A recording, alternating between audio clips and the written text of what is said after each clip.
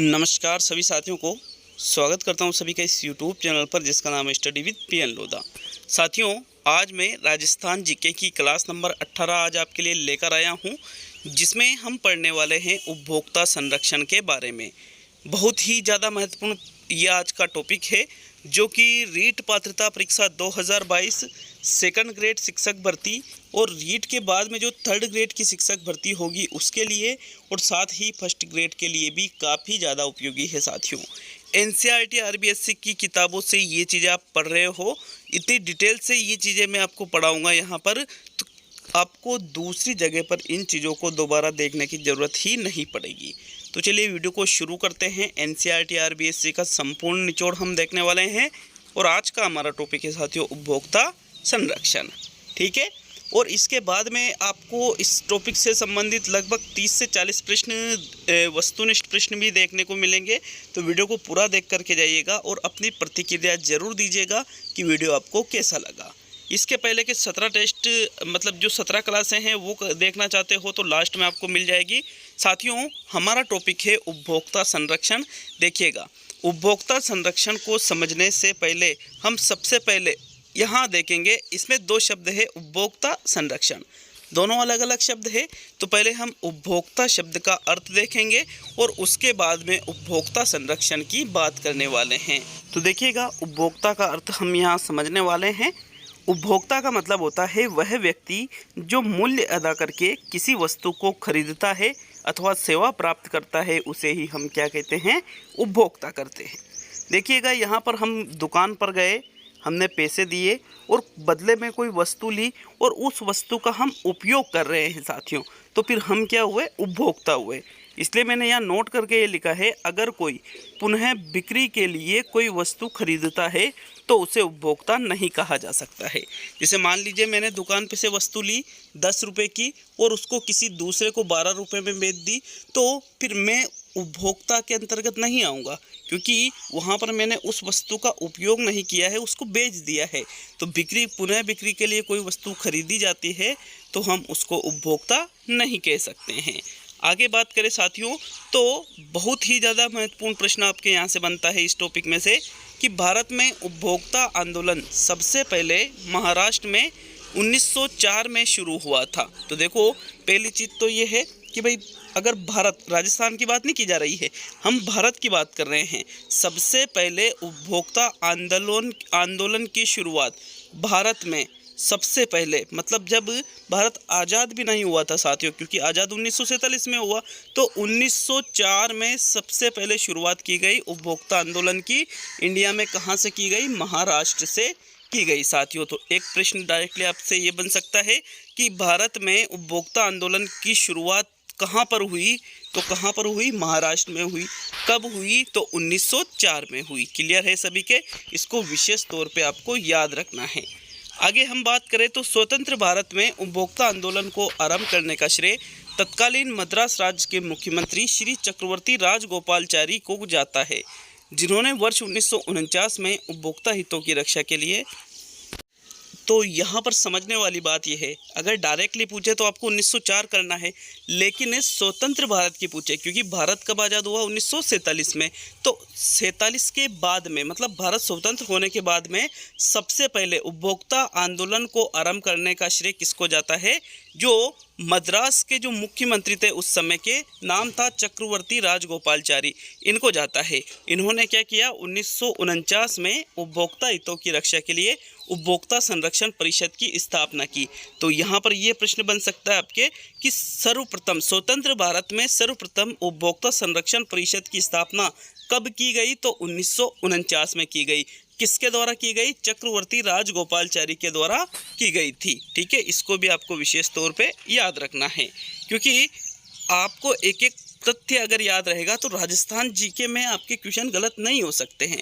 देखो, अब हम देखने वाले हैं उपभोक्ता को राहत देने के लिए कानून, कि कौन कौन से कानून उपभोक्ता को राहत देने के लिए बनाए गए थे। एक कानून आता है एमआरटीपी कमीशन, जिसको 1969 में बनाया गया था। एक कानून आता है नाप तोल मानक संबंधी अधिनियम, जिसको 1976 में बनाया गया था।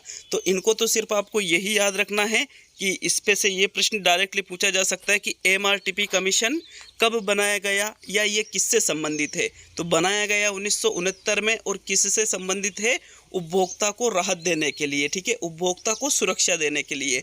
या नाप तोल मानक संबंधी अधिनियम कब बनाया गया, ये प्रश्न डायरेक्टली पूछ लिया। तो ये बनाया गया 1976 में। क्या है ये, तो ये उपभोक्ता को राहत देने वाला एक कानून है। इस प्रकार से इन दोनों को आपको याद रख लेना है, ठीक है, क्योंकि ऊपर ही मैंने बोल दिया था कि यहाँ पर आप पूरा वीडियो देखते हो तो इस टॉपिक को कहीं और से पढ़ने की आपको ज़रूरत ही नहीं पड़ेगी। अगर हम बात करें तो उपभोक्ता नीतियों के विकास हेतु 9 अप्रैल 1985 का दिन काफ़ी ऐतिहासिक रहा। इस दिन संयुक्त राष्ट्र महासभा ने उपभोक्ता संरक्षण के लिए दिशा निर्देशों को मंजूरी दी थी।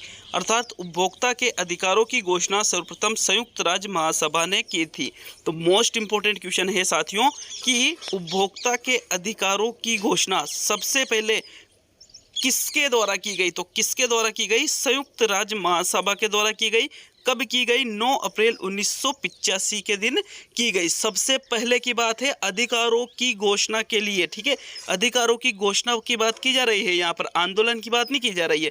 आंदोलन तो 1904 में आरंभ हो गया था, स्वतंत्र भारत में 1949 में हो गया था, लेकिन यहाँ पर उपभोक्ता के अधिकारों की बात की जा रही है, आंदोलन की नहीं। तो उपभोक्ता के अधिकारों की घोषणा सबसे पहले संयुक्त राज्य महासभा ने 9 अप्रैल 1985 को की थी। इसको भी आपको विशेष तौर पे याद रखना है साथियों। आगे हम बात करें, जबकि उपभोक्ता जागरूकता आंदोलन सबसे पहले इंग्लैंड में आरंभ हुआ था। तो दोनों अलग अलग है, दोनों अलग अलग है। संयुक्त राज्य महासभा ने तो घोषणा की थी और विश्व की अगर हम बात करें उपभोक्ता जागरूकता आंदोलन की, तो ये इंग्लैंड में आरंभ हुआ था साथियों। 24 दिसंबर 1986 को उपभोक्ता संरक्षण अधिनियम संसद में पारित किया गया। कौन सी, भारत की यहाँ पर बात की जा रही है, इंडिया की बात की जा रही है। अगर हम इंडिया की बात करें तो भारत में उपभोक्ता संरक्षण अधिनियम संसद में पारित किया था 24 दिसंबर 1986 को। देखो आपके एग्जाम के लिए ये सबसे मोस्ट क्वेश्चन है, सबसे ज़्यादा मोस्ट है। क्यों, क्योंकि डायरेक्टली एग्जाम में पूछा जाता है कि राष्ट्रीय उपभोक्ता दिवस कब मनाया जाता है। तो 24 दिसंबर को राष्ट्रीय उपभोक्ता दिवस मनाया जाता है। क्यों मनाया जाता है, क्योंकि 24 दिसंबर 1986 को उपभोक्ता संरक्षण अधिनियम संसद में पारित किया गया था। उसी तभी से वहां से ही 24 दिसंबर का जो दिन है इसको राष्ट्रीय उपभोक्ता दिवस के रूप में मनाया जाता है। तो आपको विशेष तौर पे याद रखना है, उपभोक्ता संरक्षण का मतलब क्या हुआ कि उपभोक्ता को सुरक्षा प्रदान करना। सुरक्षा अनेक प्रकार से हो सकती है, इसके लिए एक कानून पारित किया गया संसद में 24 दिसंबर 1986 को। इसलिए 24 दिसंबर से ही, मतलब 24 दिसंबर को ही राष्ट्रीय उपभोक्ता दिवस मनाया जाता है। नेक्स्ट बात करें, जबकि देश में उपभोक्ता संरक्षण अधिनियम 15 अप्रैल 1987 को लागू किया गया। भाई संसद में पारित तो 24 दिसंबर को कर दिया, 24 दिसंबर 1986 को संसद में कानून पारित कर दिया उपभोक्ता संरक्षण का, लेकिन उसको लागू करने की अगर हम बात करें तो उसको लागू करने में समय लगा। और कब लागू किया गया, 15 अप्रैल 1987 को। तो दोनों चीज़ें अलग अलग है। कौन कौन सी, देखो याद रखना है, दोनों को याद रखना है कि यहाँ पर जो संसद में कानून पारित किया गया वो 24 दिसंबर 1986 को किया गया और इस कानून को लागू किया गया 15 अप्रैल 1987 को, ठीक है। दोनों चीज़ों को याद रखना। जो उपभोक्ता संरक्षण अधिनियम है ये 1986 के नाम से जाना जाता है, क्योंकि 1986 को इसे संसद में पारित किया गया, लेकिन लागू कब किया गया, 15 अप्रैल 1987। तो साथियों अगर एग्जाम में प्रश्न ये पूछे कि लागू कब किया गया, तो विकल्प में अगर 24 दिसंबर 1986 हो और 15 अप्रैल 1987 हो और लागू करने की बात करें तो 101% 15 अप्रैल 1987 को ही सही माना जाएगा। चलिए और आगे बढ़ते हैं, हम बात करेंगे अब हम उपभोक्ता संरक्षण अधिनियम 1986 के बारे में, जिसको 24 दिसंबर 1986 को पारित किया गया और जिसको 15 अप्रैल 1987 को लागू किया गया था। तो साथियों, उपभोक्ता की रक्षा के लिए ये अधिनियम बनाया गया था। उपभोक्ता संरक्षण अधिनियम के उपभोक्ता को निम्न 6 अधिकार प्रदान किए गए हैं। ठीक है, जो उपभोक्ता संरक्षण अधिनियम है 1986 वाला, उसमें उपभोक्ता को कितने अधिकार प्रदान किए गए? 6 अधिकार प्रदान किए गए हैं। अब वो 6 अधिकार कौन कौन से हैं उनको देख लेते हैं। तो साथियों, हम उपभोक्ता के अधिकारों की बात करें तो सबसे पहले आता है सुरक्षा का अधिकार। सुरक्षा का अधिकार किसको दिया गया है? उपभोक्ता को दिया गया है, जो मूल्य चुकाता है और वस्तुओं का उपयोग करता है। तो देखो, सुरक्षा का अधिकार क्या होता है? ऐसी वस्तु जो जीवन व संपत्ति के लिए खतरनाक है से उपभोक्ता को सुरक्षा लेने का अधिकार है। जैसे मान लीजिए कोई भी वस्तु उपभोक्ता ने खरीदी है, अगर उस वस्तु से उपभोक्ता के जीवन पर कोई प्रभाव पड़ रहा है, खतरनाक वाला, ठीक है, नकारात्मक प्रभाव पड़ रहा है, या उसकी संपत्ति को वो चीज़ नुकसान पहुंचा रही है, तो उससे सुरक्षा लेने का अधिकार किसको है? उपभोक्ता को है। तो ये आपके पहला अधिकार हुआ। दूसरा हम देखते हैं सूचना का अधिकार।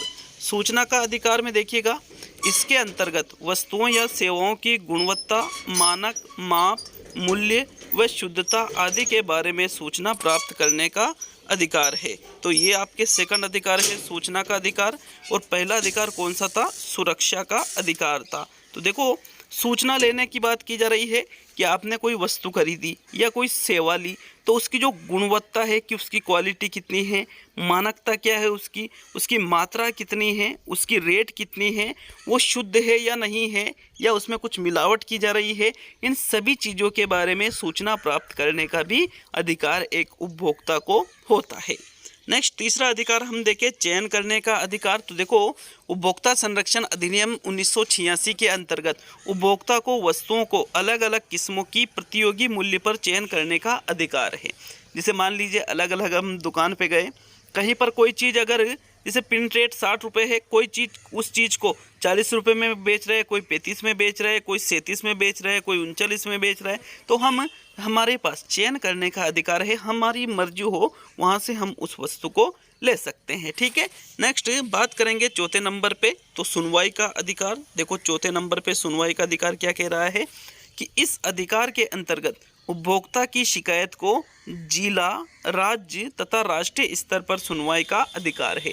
जैसे मान लीजिए मैंने कोई वस्तु ली, अब उस वस्तु से मुझे कोई परेशानी हुई, या उसमें मुझे ऐसा लगा कि यार मुझे अपने आप को मैं ठगा सा महसूस कर रहा हूँ, या फिर मुझे ऐसा लगा कि यार नहीं, ये तो मेरे साथ बेईमानी हुई है, तो मैं उस चीज़ की शिकायत कहाँ पर कर सकता हूँ? अपना जो जिला मुख्यालय है वहाँ कर सकता हूँ, राज्य आयोग में कर सकता हूँ, और जो राष्ट्रीय स्तर पर भी राष्ट्रीय आयोग है वहाँ पर भी इसके में शिकायत कर सकता हूँ। यदि मैं नीचे जैसे मान लीजिए जिला आयोग में मैंने शिकायत की, वहाँ पर मैं संतुष्ट नहीं हूँ तो मैं राज्य आयोग में जा सकता हूँ, वहाँ पर भी मैं संतुष्ट नहीं हूँ तो मैं राष्ट्रीय आयोग में जा सकता हूँ।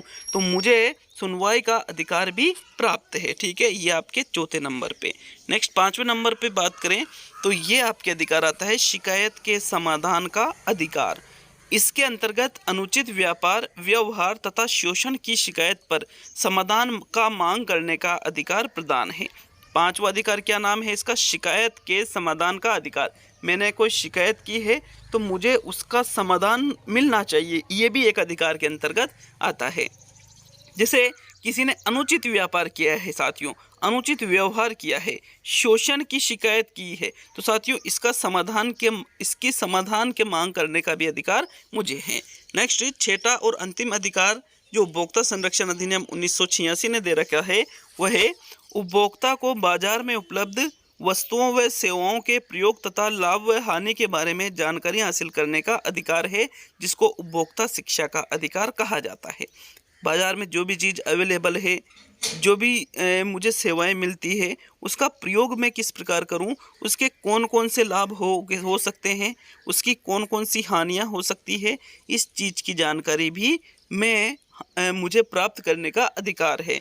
तो इस प्रकार से ये आपके 6 अधिकार है साथियों, जो कि उपभोक्ता संरक्षण अधिनियम 1986 के द्वारा एक उपभोक्ता को दिए गए हैं। क्लियर है सभी के ये चीज़ें? चलिए आगे बढ़ते हैं। तो देखो, उपभोक्ता को शिकायत दर्ज कराने के लिए निम्न फोरम स्थापित किए गए हैं कि जैसे मान लीजिए मुझे किसी चीज़ से शिकायत है तो मैं उसकी कहाँ कहाँ पर शिकायत दर्ज करवा सकता हूँ। तो उपभोक्ता शिकायत निवारण हेतु त्रिस्तरीय व्यवस्था है। यहाँ से भी डायरेक्टली प्रश्न पूछा जाता है कि उपभोक्ता शिकायत निवारण हेतु व्यवस्था है त्रिस्तरीय, द्विस्तरीय, एक स्तरीय, इनमें से कोई नहीं या इनमें से सभी, इस प्रकार से आपसे प्रश्न बन सकता है। तो त्रिस्तरीय व्यवस्था है, मतलब 3 स्तरों पर उपभोक्ता अपनी शिकायत को दर्ज करवा सकता है।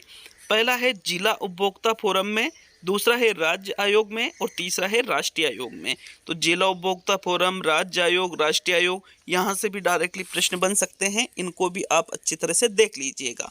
साथियों, जिला उपभोक्ता फोरम सबसे पहले पढ़ने वाले हैं। तो देखो, प्रत्येक जो जिला है उसमें जिला मुख्यालय पर जिला उपभोक्ता फोरम की स्थापना की जाती है। जैसे आपका जिला कोई सा भी, राजस्थान में अगर हम बात करें, आपका जिला मान लो उदयपुर है, अजमेर है, बांसवाड़ा है, टोंक है, कोटा है, झालावाड़ है, बूंदी है, बारा है, जैसलमेर है, बीकानेर है, हनुमानगढ़ है, गंगानगर है, चूरू है, झुंझुनू, कोई सा भी जिला है। तो प्रत्येक जिला का जो मुख्यालय है वहाँ पर जिला उपभोक्ता फोरम की स्थापना की जाती है। जिला उपभोक्ता फोरम की खंडपीठ में 3 सदस्य होते हैं। तो डायरेक्टली प्रश्न पूछा जा सकता है कि जिला उपभोक्ता फोरम की जो खंडपीठ होते हैं उसमें कुल सदस्यों की संख्या कितनी होती है? तो 3 होती है साथियों। अब ये 3 सदस्य कैसे कैसे चुने जाते हैं? इसमें 3 में से एक तो अध्यक्ष होता है और 2 क्या होते हैं? सदस्य होता है। सदस्यों में एक महिला का होना आवश्यक है। जैसे मान लीजिए कि भाई टोटल सदस्यों की संख्या 3 है, एक आपके अध्यक्ष रहेगा, 2 सदस्य रहेंगे और इन 2 में से भी एक महिला होना आवश्यक है। ठीक है, तो डायरेक्टली प्रश्न पूछा जा सकता है कि जिला उपभोक्ता फोरम की खंडपीठ में कुल कितने सदस्य होते हैं? तो 3 होते हैं। इन 3 सदस्यों में से एक अध्यक्ष होता है और 2 सदस्य होते हैं और इसमें एक महिला सदस्य का होना आवश्यक है। साथियों, जिला स्तर पर यह न्यायालय 20 लाख तक की राशि के मामले सुन सकते हैं। मतलब 0 रुपये से लेकर के 1 रुपये से लेकर के 20 लाख रुपए तक की सुनवाई जिला उपभोक्ता फोरम में होती है। जैसे मान लीजिए अगर आपने 500 रुपये की कोई वस्तु ली, 1000 की, 10,000 की, लाख की, 10 लाख की, 15 लाख की, 20 लाख की, यहाँ तक की वस्तु अगर आपने कोई वस्तु ली या आपने कोई सौदा किया, आप उस उपभोक्ता है, लेकिन आपको कोई ये लगा कि नहीं यार ये तो मेरे साथ चीटिंग हुई है, तो आप जिला उपभोक्ता फोरम में 20 लाख रुपए तक की राशि का मामला दर्ज करवा सकते हो। नेक्स्ट आगे हम बात करें राज्य आयोग की, तो ये आपके सेकंड सीडी है। प्रत्येक राज्य में एक राज्य उपभोक्ता विवाद निवारण आयोग होता है। जैसे मान लीजिए राजस्थान है तो राजस्थान में एक राज्य आयोग है, एमपी है, एमपी में एक राज्य आयोग है, गुजरात है, गुजरात में एक राज्य आयोग। इस प्रकार प्रत्येक राज्य में एक राज्य आयोग होता है। साथियों, जो जिला उपभोक्ता फोरम होता है, यहाँ जो निर्णय दिए जाते हैं इसके विरुद्ध आप राज्य आयोग में जा सकते हो, और राशि अगर ज़्यादा है तो आपको राज्य आयोग में डायरेक्टली जाना पड़ेगा। इसमें भी एक अध्यक्ष व कम से कम 2 सदस्य होते हैं और इसमें भी एक महिला सदस्य का होना आवश्यक है। ठीक है, वही जिला उपभोक्ता फोरम वाली चीज़ है। इसमें राज्य आयोग का अध्यक्ष उच्च न्यायालय का सेवानिवृत्त न्यायाधीश होता है। देखो, उच्च न्यायालय है जो संबंधित राज्य का, वहाँ का जो सेवानिवृत्त, मतलब वहाँ से किसी ने सेवा दी है और उसकी पेंशन हो चुकी है, तो उस न्यायाधीश को ही राज्य आयोग का अध्यक्ष बनाया जाता है। इसको विशेष तौर पे याद रखना साथियों कि डायरेक्टली प्रश्न पूछा राज्य आयोग का अध्यक्ष कौन हो सकता है, तो आपका सीधा सा आंसर होगा उच्च न्यायालय का जो सेवानिवृत्त न्यायाधीश है वो राज्य आयोग का अध्यक्ष हो सकता है। यह जिला उपभोक्ता फोरम द्वारा दिए गए निर्णय के विरुद्ध अपील सुन सकता है। जैसे मान लीजिए कोई जिला उपभोक्ता फोरम ने कोई निर्णय दिया, तो उससे उपभोक्ता यदि संतुष्ट नहीं है तो वो राज्य आयोग में जा सकता है। 20 करोड़ क्या, सॉरी टाइपिंग मिस्टेक है, 20 लाख लिखा था यहाँ पर मैंने, इसके लिए मैं आपसे क्षमा चाहता हूँ। 20 लाख से अधिक व 1 करोड़ के दावे के लिए आप राज्य आयोग में जा सकते हो, या जिला उपभोक्ता फोरम के निर्णय के विरुद्ध आप अपील राज्य आयोग में कर सकते हो।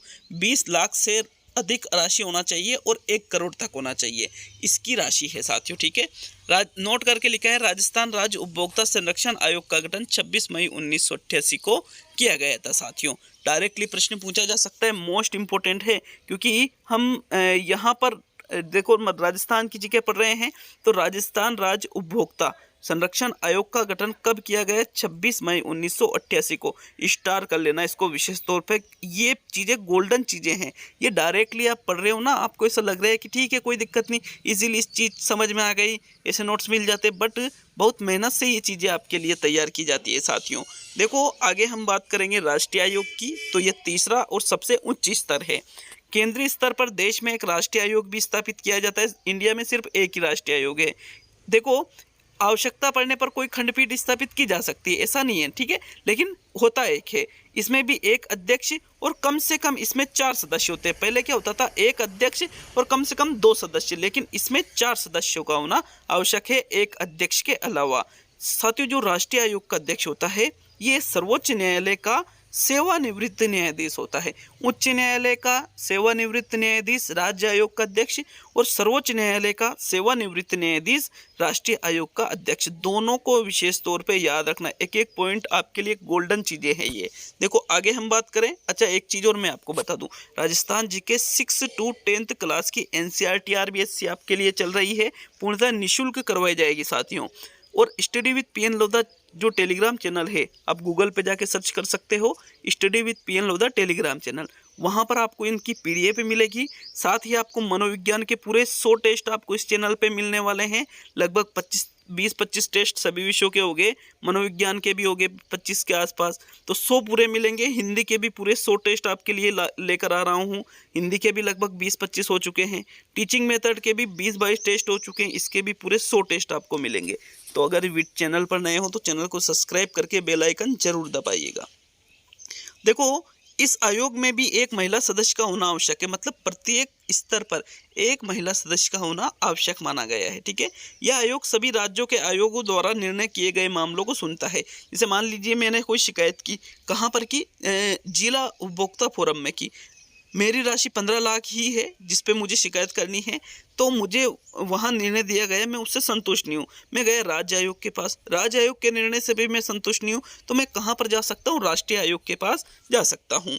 साथियों इस आयोग के निर्णय के विरुद्ध केवल सर्वोच्च न्यायालय में अपील की जा सकती है। इसके ऊपर कोई फोरम नहीं होता है, बल्कि जो सर्वोच्च न्यायालय है, आप राष्ट्रीय आयोग का जो फैसला है उसको यूनिक आपको ऊपर थोप दिया जाएगा। नहीं, आपके पास एक और विकल्प है कि आप सर्वोच्च न्यायालय में भी जा करके उस निर्णय के विरुद्ध अपील कर सकते हो। इसमें 1 करोड़ से अधिक राशि वाले ही लोग जा सकते हैं, लेकिन जो राज्य आयोग के फैसले से असंतुष्ट है वो भी जा सकते हैं। देखो विशेष मैंने लिखा है यहाँ पर, जागो ग्राहक जागो उपभोक्ता जागरण का एक नारा है। जैसे डायरेक्टली पूछ लिया कि जागो ग्राहक जागो क्या है, तो ये उपभोक्ता जागरण का एक नारा है साथियों। उपभोक्ताओं को जागृत करने का एक नारा है, ताकि उपभोक्ता जागरूक हो, सचेत हो, सावधान हो, उनको अपने अधिकारों का पता हो। ब पे मैंने लिखा है प्रमाणिक खाद्य उत्पादों का मानक चिन्ह एक मार्क है। जो भी खाद्य पदार्थ होते हैं, खाद्य उत्पाद होते हैं, प्रमाणिक होते हैं साथियों, उनको लिए एक हॉलमार्क चिन्ह होता है, मतलब एक मानक चिन्ह होता है जिसको हम एक मार्क कहते हैं। हॉलमार्क नहीं, एक मार्क कहते हैं, ठीक है। इसको भी विशेष तौर पर आपको याद रखना है। राष्ट्रीय उपभोक्ता हेल्पलाइन नंबर है 1811 और 4000। साथियों एग्जाम में ये भी प्रश्न आपसे पूछा जा सकता है कि राष्ट्रीय उपभोक्ता हेल्पलाइन नंबर कौन से हैं, तो 1800114000। विश्व उपभोक्ता अधिकार दिवस मनाया जाता है 15 मार्च को। साथियों देखो अलग चीज़ है ये विश्व उपभोक्ता अधिकार दिवस, क्योंकि यहाँ से भी आपके प्रश्न बन सकता है कि विश्व उपभोक्ता अधिकार दिवस कब मनाया जाता है, तो 15 मार्च को मनाया जाता है। क्योंकि 15 मार्च 1962 को सबसे पहले अमेरिका के, थोड़ा नाम ध्यान से उतर गए मेरे, उन्होंने उपभोक्ता अधिकारों की चर्चा की थी सबसे पहले, ठीक है। 1982 में हालांकि उनकी इस बात पर गौर किया गया था, लेकिन सबसे पहले 1962 में इन्होंने चर्चा कर दी थी, इसलिए 15 मार्च को विश्व उपभोक्ता अधिकार दिवस मनाया जाता है। राजस्थान राज्य उपभोक्ता संरक्षण आयोग का मुख्यालय जयपुर में है। यहाँ से भी आपसे डायरेक्टली प्रश्न पूछा जा सकता है कि राजस्थान राज्य उपभोक्ता संरक्षण आयोग का मुख्यालय कहाँ है, जयपुर में है। तो ये आज का वीडियो था। कल आपके इस टॉपिक से लगभग 25 से 40 के बीच में प्रश्न आपको देखने को मिलेंगे, तो टॉपिक को कहीं से और से पढ़ने की आपको ज़रूरत ही नहीं पड़ेगी। मिलते हैं अगले वीडियो में। बहुत बहुत धन्यवाद सभी का।